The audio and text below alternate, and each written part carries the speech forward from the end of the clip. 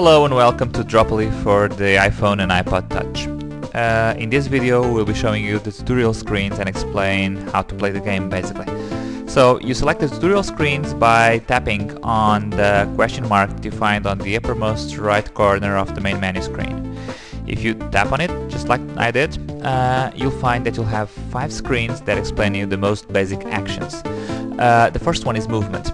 To move a brick, you actually tap on it and tap and hold basically, and the brick becomes selected, becomes red. So you tap on it, it becomes red, and while you're holding your tap, you can drag it around the screen with your finger, and then leave your finger off the screen, and then it will become blue again.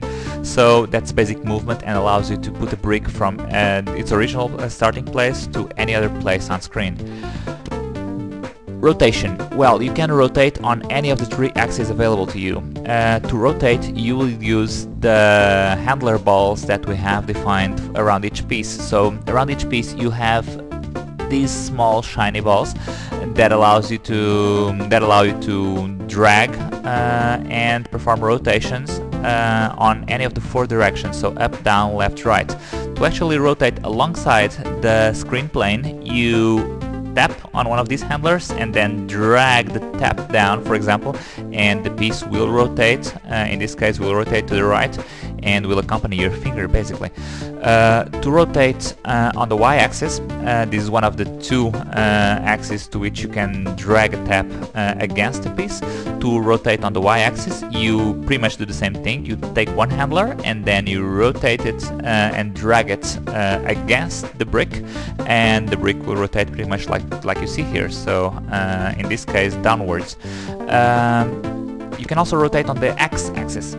To rotate on the x-axis, you pretty much do the same thing but on the opposite direction. So you take another handler like this one here and you tap and drag down, and the brick will rotate, in this case onto your position, onto the player's position, right? Finally, once you find a place to where you put your brick on the game scene, you can double tap on it. So you take the brick, double tap on it, and it will move fast downwards and reach its final position. If you do this, you'll gain extra points because it means that you were sure where to put the brick and you actually decided not to move it anymore. So that's pretty much it.